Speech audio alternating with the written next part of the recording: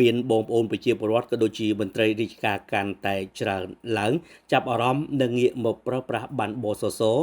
និងមូលនិធិរាជរដ្ឋាភិបាលដើម្បីពិនិត្យនិងព្យាបាលជំងឺជាបន្តសូមទស្សនាអំពីចំណាប់អារម្មណ៍និងទស្សនៈរបស់បងប្អូនប្រជាពលរដ្ឋនៅលើប័ណ្ណបសសនេះដូចតទៅខាងក្រុមហ៊ុនគាត់ប្រជុំឲ្យមកធ្វើគាត់ថាបុគ្គលិកម្នាក់គួរតែមានបសសប្រចាំខ្លួនអញ្ចឹងព្រោះថាងាយស្រួលថាបានទាំងមិត្តភាពបានទាំងគ្រោះថ្នាក់ផ្សេងៗក៏បាននិងការទទួលការព្យាបាលនៅមន្ទីរពេទ្យហ្នឹងក៏បានអញ្ចឹងវាស្រួលជាងអ្នកដែលអត់មានបានបសសអញ្ចឹងបានបសសហ្នឹងមានអត្ថប្រយោជន៍ច្រើននៅពេលដែលយើងមានបញ្ហាមានការឈឺស្កាត់អីគឺ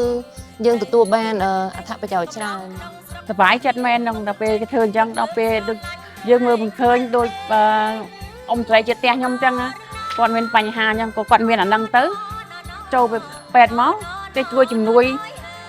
ចោះខួរក្បាល60000ដុល្លារយើងអត់មានសមត្ថភាពទេព្រោះយើងវាអត់មានសមត្ថភាពទៅធ្វើអីដល់ថ្នាក់ចោះខួរក្បាលអស់60000ដុល្លារហើយមានតិចណាមកហើយខ្ញុំជឿជាក់ខ្ញុំមកធ្វើហ្មង15600នឹងអត់ច្រើនទេបងប្អូនធ្វើចោះល្អណាស់កន្លែងហ្នឹងជួយឲ្យបងប្អូនមកធ្វើទាំងអស់គ្នាមកល្អទេមិនមែនច្បាច់ថាអ្នកស្រែអ្នកឆ្ការលក់ដូរអីទេមុនដំបូងអ្នកស្រែអ្នកឆ្ការលក់ដូរថាធ្វើអត់បានផ្លាច់ធ្វើអត់បានខ្ញុំអត់ហ៊ានទៅធ្វើឥឡូវគេធ្វើឲ្យទាំងអស់មានភាពកក់ក្ដៅដែលបានម៉ាក់គាត់ជួយមកធ្វើបនបសដើម្បីមើលជំងឺឬក៏មើលអីផ្សេងៗដែលតាក់ទងបនបសហ្នឹង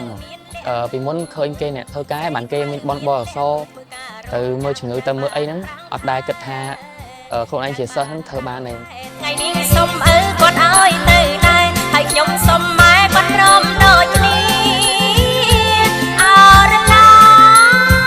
ណោខ្ញុំសូមអរគុណដល់រដ្ឋាភិបាលដែលមានការយកចិត្តទុកដាក់ជាខ្លាំងដល់ប្រជាជនជាពិសេសគឺដល់សំខាន់ទៅលើសុខភាពប្រជាជនក៏ភាពងាយស្រួលច្រើនជាងមុនដល់ប្រជាជនក្នុងការធ្វើការព្យាបាលនៅសេវាកម្មរដ្ឋមន្ត្រីពេទ្យនាងខ្ញុំសូមអរគុណដល់សម្ដេចនាយករដ្ឋមន្ត្រីដែលយកចិត្តទុកដាក់ចំពោះប្រជាជនជួយសម្រួលរាល់ការលំបាករបស់ប្រជាជនទាំងអស់សូមអរគុណសម្ដេចថាបតីហ៊ុនម៉ាណែតដែលបានជួយនឹងបង្កើតបានបសសដើម្បីជួយប្រជាជនទាំងអស់គ្នាដើម្បីឲ្យប្រើ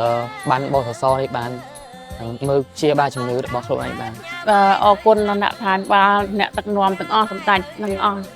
ឲ្យជួយកូនចៅហ្នឹងបានបសសហ្នឹងជួយប្រជាពលរដ្ឋទាំងអស់មិនយូរប៉ុន្មានសាច់បានខ្លាចជ័យអរឡោណោណោណោណោណោណោណោណោណោអើយខ្ញុំចេះសន្សំខ្ញុំខំធ្វើការខ្ញុំខំធ្វើការប្រឹងប្រែងឧស្សាហ៍ថែអនាម័យ